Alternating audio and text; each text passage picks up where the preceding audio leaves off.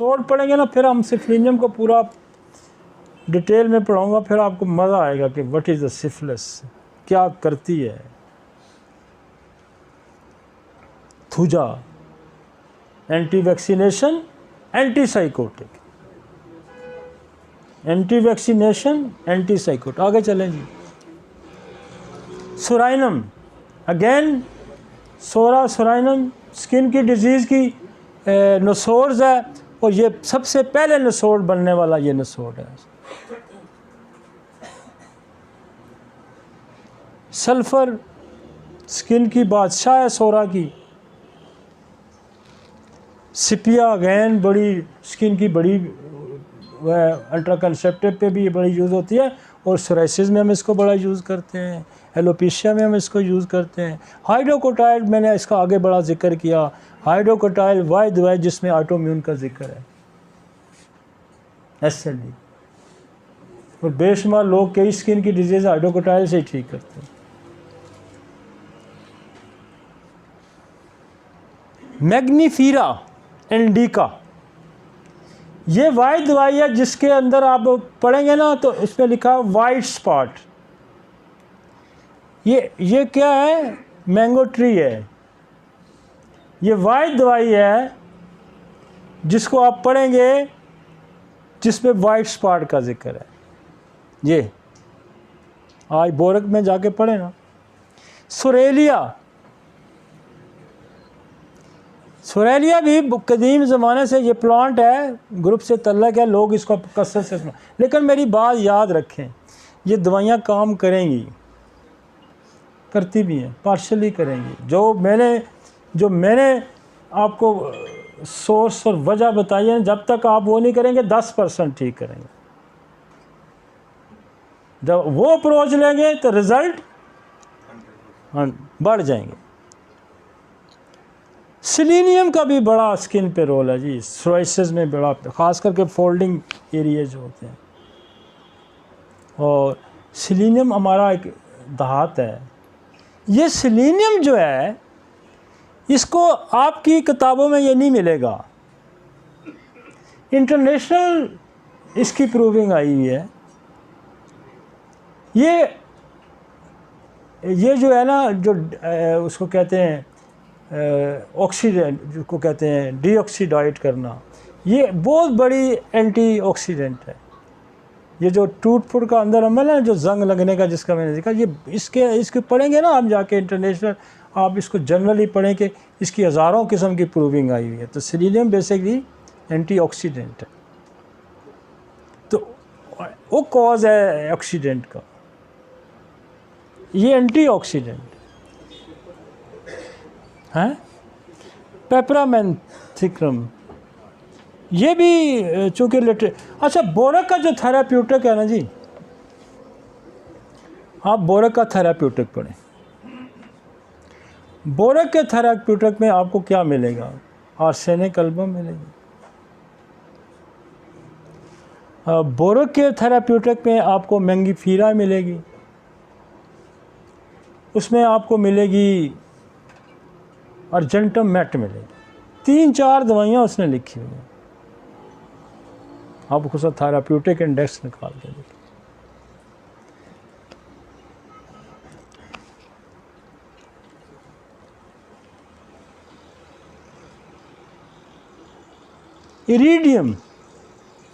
Iridium एक और ऐसी दवाई है, ये भी ऑटोम्यून में डिजीज़ होनी है। बेसिकली ये आपका जो है बहुत सारी जगहों पे इस्तेमाल होती है, लेकिन आपका रेड सेल्स को बड़ा तबाह करके रख देती है। ये हम उसमें अनीमिया में भी इसका इस्तेमाल करते हैं। और ये भी यहाँ लिखिए, कल्केरिया फ्लोर, ओजोन जो आपकी गैस है, इसका भी बड़ा रोल है। बेसिकली ओजोन लेयर है, और ओजोन लेयर जब ब्रेक होती है तो तब अल्ट्रावायलेट रेज आते हैं। तो ये ओजोन क्या करती है? प्रोटेक्ट करती है। बात थोड़ी इसलिए मैं बता रहा हूँ कि आपको समझ आती जाएगी। बेसिकली वो एक ख़ास लेयर है जो हमें, ये लेयर अब कहते हैं ना, ओजोन की लेयर अब ब्रेक हो रही है, तो बहुत सारे मसाइल पैदा हो। तो ज़हन अगर पोटेंसी में देते हैं तो वो भी आपको ठीक होगी।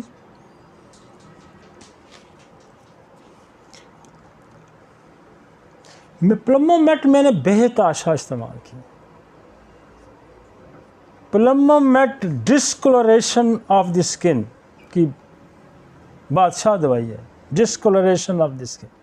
हमने छाइयाँ, हमने वो जो स्किन मैली होती है, मैं इसको लेकोडर्मा में भी कसरत से हम इसको इस्तेमाल करते हैं, और ये स्किन को कलर देती है, उसका ओरिजिनल कलर देती है। बेसिकली ये जो सेल की डेथ हो जाती है ना, इस सेल्स को रीग्रो कराता है प्लमोमेट। ये पैरालाइसिस की दवाई है, ये फालजी दवाई है।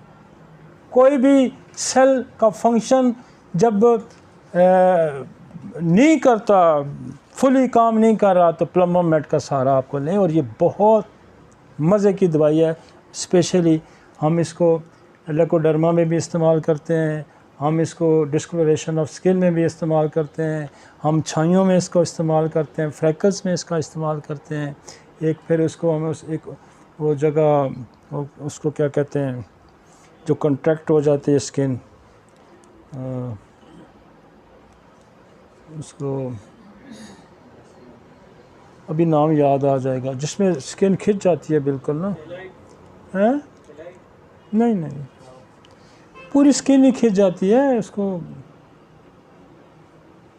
सेक्लोडर्मा, उसमें भी इसका इस्तेमाल होता है। एलोमीना, सलेशिया भी बहुत स्किन की जान है। सलेशिया बहुत सारे मेरे पास, जैसे एसिड नाइट्रिक है, मेरे पास एक बंदा था, उसके सारे ये थे, ये लिप सारे वाइट था। यहाँ बहुत अच्छा काम करती है एसिड नाइट्रिक। ये आँखों के गिर्द ज़्यादातर ये भी बनते हैं, ये लिप्स के गिर्द, यहाँ एसिड नाइट्रिक बहुत अच्छा काम करती है। मैंने इसको, एक आर्मी का ऑफिसर था, उसका मैंने साफ़ किया एसिड नाइट्रिक से। नाइट्रोम्योर बहुत अच्छा काम करती है। नाइट्रोम्योर पता क्या करती है, ये भी अल्ट्रा वायलेट रेज के ख़िलाफ़ जंग करती है। नाइट्रोम्योर जहाँ अल्ट्रा वायलेट रेज से, धूप से एग्रीवेशन होगी, वहाँ नाइट्रोम्योर काम करे। चाहे वो सोराइसिस है, चाहे वो एनीमिया है, चाहे कुछ है। हमने इसकी 4 चीज़ें याद रखी हुई हैं: प्यास, सर दर्द, कब्ज़ और सन एग्रीवेशन। तो मैं तो इसको एप्लास्टिक एनीमिया में भी यूज़ कर देता हूँ, मैं जब प्लेटलेट्स गिरते हैं वहाँ भी यूज़ कर देता हूँ, मैं पिंपल्स में मैं यूज़ करता हूँ, सोराइसिस में मैं यूज़ करता हूँ, हर जगह ये 4 चीज़ें हमने पकड़ी हुई हैं। बेसिकली जब ये वो है ना, ऑस्मोसिस प्रोसेस है, नमक जो आपका पानी का डिस्ट्रीब्यूटर है, जहाँ जहाँ इसका मॉलिक्यूल जाएगा, इसके पीछे पानी है। तो ऑस्मोसिस प्रोसेस जब डिरेंज हो जाएगा तो क्या होगा, पानी की कमी हो जाएगी। पानी की कमी हो जाएगी तो उसको क्या होगा, उसको सूरज की धूप भी चुभेगी, फिर उसको कब्ज़ भी होगी, फिर उसको गर्मी से तकलीफ़ भी होगी। यही है ना, सारी 3-4, कब्ज़ भी होगी, सर दर्द होगा। और ये उठा के कैंसर में लगा लें, उठा के एनीमिया में लगा लें, उठा के सोराइसिस में लगा लें। आप 4 चीज़ें पूछना जानते हैं। अब इससे ज़्यादा हम आसान कितनी होम्योपैथी को करें, लेकिन ये सारी चीज़ें आपको याद तो करनी पड़ेंगी। देखिए ना, मेरी तो टिप्स पे है ना। इसके लिए किताबों में उठना, किताबों में सोना, मरीज़ों के साथ खेलना, मरीज़ों के साथ वक्त गुजारना, ये मजनू होना पड़ता है ना, होना पड़ता है। हर वक्त उसके अंदर ही घूमना है भाई। मेरे बेड पे भी किताबों का अंबार होता है, आँख खुलती है तो फिर कोई ना कोई सफ़ा में खोला होता है। तो चीज़ें आपकी पक्की कब होंगी, जब आप पढ़ेंगे, फिर आप प्रैक्टिस करेंगे, फिर पक्की होंगी। लेकिन हमने आपको जितनी आसान होम्योपैथी मैंने की है ना दुनिया की किसी, आपको तो अलामात के गोरख धंधे में लोग डाल देंगे। भाई आप पैथोफिजियोलॉजी समझें, आप फिजियोलॉजी सेल की समझें, आप व्हाट इज़ द जो है ऑटोइम्यून डिजीज़ क्या होता है, एक नॉर्मल फंक्शन आप समझें सेल का, मेलानोसाइट सेल का फंक्शन आप समझ गए हैं। और वो फंक्शन जब नहीं होगा तो फिर बर्स होगा। आप इतना समझ गए हैं, फिर आप दवाइयों को समझें, फिर हमने कॉजेटिव फैक्टर आपको बताया। इससे ज़्यादा आसान क्या करें भाई? मेडिकल साइंस है ना, इससे आसान तो नहीं हो सकती ना। मैं कहता हूँ 5वीं क्लास का ये लेक्चर मेरा सुनेगा तो वो इलेक्ट्रोडर्मा को समझ जाएगा। इससे आसान तो नहीं किया जा सकता। जिसको दुनिया की साइंस ये कहती है कि अननोन कॉजेज हैं, हमने तो कॉजेज भी गिनवा दिए। इससे कितना आसान हो, इतना कितना सिंप्लीफाई हो। आप ये जान लें कि व्हाट इज़ द इसकी anatomy and what is the pathology, physiology. ये समझ गए ना? एक सेल है, उस सेल के अंदर स्याही बननी है, वो स्याही आपकी स्किन पे आनी है, और उसने क्या करना है, आपको छाँव में असर करनी है। किसके खिलाफ करनी है? अल्ट्रावायलेट रेज के एटमॉस्फेयर के खिलाफ करनी है। ये तो समझ गए ना? फिर ये नी सेल है, काम करना छोड़ गया। क्यों काम करना छोड़ गया? ऑटोइम्यून है, अपनी जिस्म का निज़ाम आपके ख़िलाफ़ इस्तेमाल हो गया, तो ये सेल तबाह हो गया। सेल क्यों तबाह होगा? टीबी वालों को हो सकता है, इनहेरिटेड कोई चीज़ हो सकती है, सिफिलिस वालों को हो सकता है, कोई भी ट्रिगर पॉइंट होता है, सेल ख़राब हो सकता है। अब ये तो आपने जांचना ना कि सेल क्यों ख़राब हो गया। मोस्ट कॉमन फैक्टर मैंने आपको बताया कि वैक्सीनेशन हो सकती है, ड्रग्स हो सकती है। कितना आसान है। ऑटोइम्यून डिजीज़ बड़ी पड़ी है इन दोनों चीज़ों से, ड्रग्स से और वैक्सीनेशन से। जहाँ वैक्सीनेशन के अच्छे असरात हैं, जहाँ उसने बेशुमार लोगों की ज़िंदगियों को प्रोटेक्ट किया, वहाँ उसके नुकसानात भी हैं। ठीक हो गया जी, आगे चलते हैं।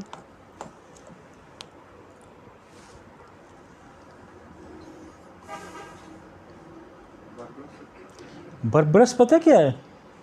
बरबरस को पढ़े ना, बरबरस को कहते हैं ये रेफ्रिजरेटर है। ये रेफ्रिजरेटर है। हम कदीम ज़माने से हमारे जो गांव के लोग रहते हैं या इधर, उनको क्या करते हैं, ये जो सुमलू होता है ना, सुमलू, ये मई जून में ये सुबह सुबह ना पिलाया जाता है।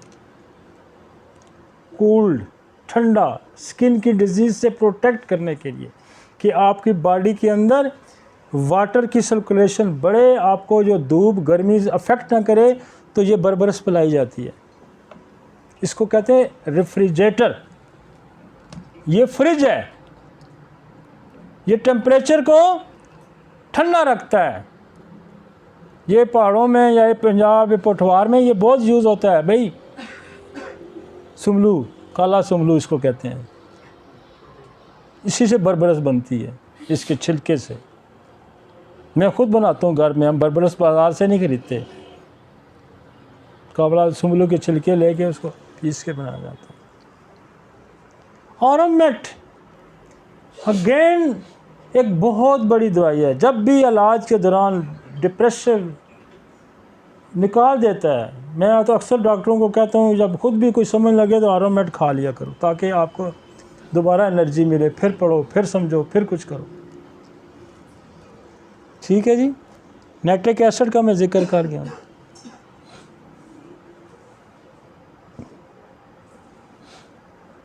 कलकेरिया कॉर्ब कॉन्स्टिट्यूशनल रेमेडी है। कलकेरिया सेलिकाटा, मर्कसॉल साइकोटिक तरफ से आएगी। मर्कसॉल के भी patch. Natrum carb again ultraviolet rays के खिलाफ रेजिस्टेंस देती है। नेट्रम कार्ब, नेट्रम्योर, सोल, ये सारी सूरज की रोशनी के ख़िलाफ़ प्रोटेक्शन देती हैं। पिट्यूटरी ग्लैंड जो है ये आपकी सार्कोड है।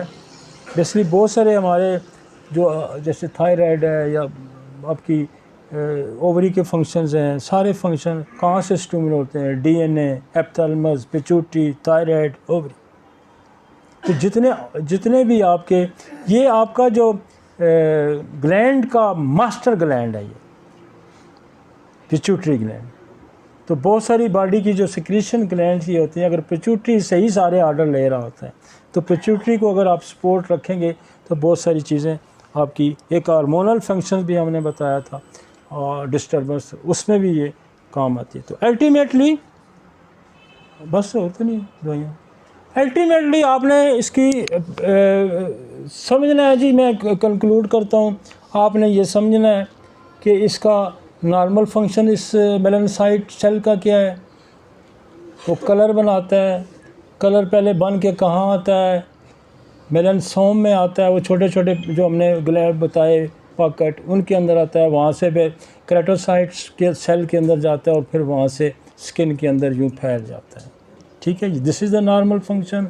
और ये खुदा ने इसलिए हमें रखा, इसलिए बनाया कि बल्कि उसने तो देखें इलाकों के हिसाब से, जो ठंडे इलाके थे, यूरोप था, ये इलाके थे, उनकी स्किन वाइट रखी, वहाँ कम कलर दिया, और जो ज़्यादा सूरज एक्सपोजर थे उनको ज़्यादा डार्क कलर दिया। ठीक है ना। तो ये हमें छाँव मैसर करती है। छाँव इसलिए मैसर करती है कि हम जब धूप होती है तो हम क्या करते हैं, छाँव में प्रोटेक्शन। तो ये छाँव देता है ये कलर, और छाँव जो है अल्ट्रावायलेट रेज से आपको प्रोटेक्शन देता है। अब ये सेल जो है जब नहीं होगा तो फिर ये पिगमेंटेशन का अमल जो ख़त्म हो जाएगा। वो क्यों ज़ाया होता है, वो ऑटोइम्यून डिजीज़ की वजह से ज़ाया होता है। और ऑटोइम्यून डिजीज़ क्यों होती है कि आपका इम्यून सिस्टम किसी के ख़िलाफ़ एक्टिवेट हुआ और मिस्टेकनली उसने मेलानोसाइट पे भी अटैक कर दिया, जिसकी वजह से ये हुआ। उसकी कॉजेटिव फैक्टर जेनेटिक्स हो सकती हैं, वायरल हो सकती हैं, बैक्टीरियल हो सकती हैं, कोई ड्रग्स हो सकती है, कोई वैक्सीन हो सकती है, कोई स्ट्रेस हो सकता है। तो उसको एड्रेस करके हम इसका इलाज करेंगे, और मैंने वो दवाइयाँ भी बहुत सारी आपको बता दी हैं। तो इंशाल्लाह मुझे उम्मीद है कि ये लेक्चर जो है आपके लिए, दुनिया के लिए और होम्योपैथ डॉक्टर्स के लिए, इंसानों के लिए मुफीद साबित होगा। Thank you very much ji.